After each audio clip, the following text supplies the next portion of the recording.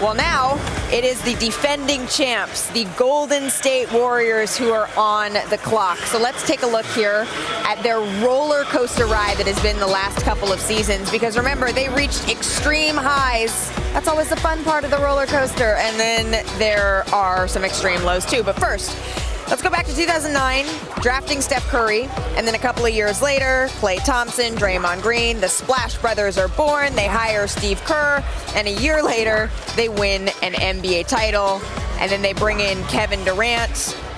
They won 2 more NBA championships, so this is when we start calling them a dynasty, but then he heads to the Brooklyn Nets, injury bugs hit within the Warriors, Klay Thompson misses time, Steph Curry misses time, Draymond Green is really the only one out of the big 3 who is on the floor, and then they bring in Andrew Wiggins, who so many thought was going to be just a trade piece for this team, but all of a sudden he was playing a significant role in their journey to winning an NBA championship. You can see them enjoying the parade in the streets of San Francisco for the first time, not in Oakland anymore. Klay says, count them, Captain Klay, 1, 2, 3, 4. You can see the Curry family. Draymond Green showing the youngster JTA how it's done in the Bay. Mac Dre.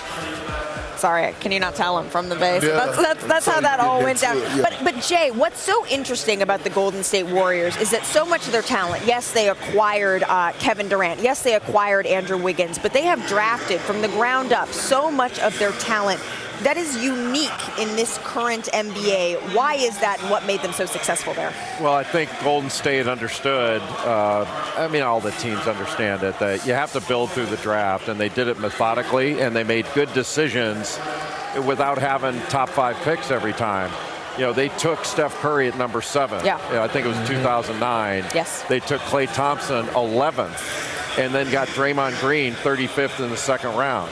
They've just made good decision after good decision. They wound up getting James Wiseman. They've drafted Jordan Poole. They've drafted extraordinarily well.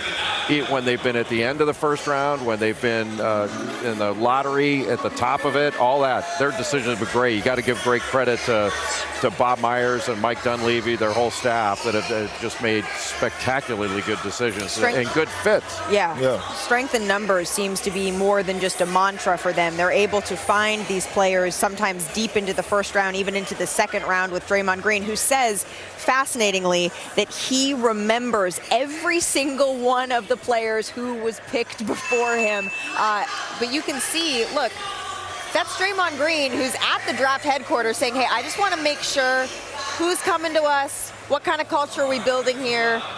He'll go tape a podcast probably after this to let all of us know his thoughts on who will be his new teammate. There's Steve Kerr. You can see him as well, but the pick is in. So let's send it to NBA Commissioner Adam Silver to see who will be joining the defending champions.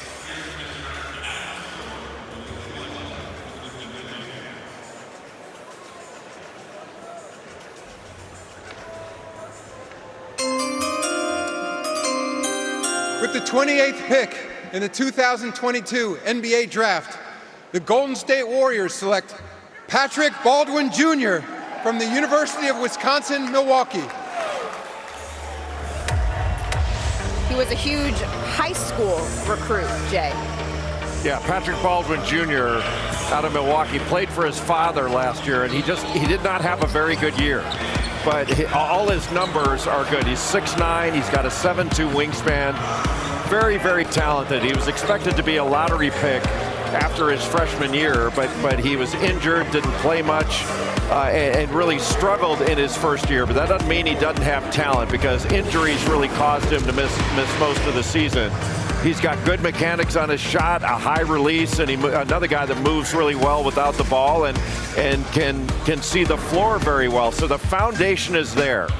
He did have some lapses last year. He got passive at times, but the talent and the foundation is there. And we just talked about Golden State making good decisions. Clearly, they see the talent that's underneath the performance that didn't match up to the talent this year at Milwaukee. Well, maybe that makes Golden State a perfect place for him to land because of the care and the time they put into development. We've seen that with blending these young players and these seasoned, champion, experienced vets. We will be right back with more from the 2022 draft.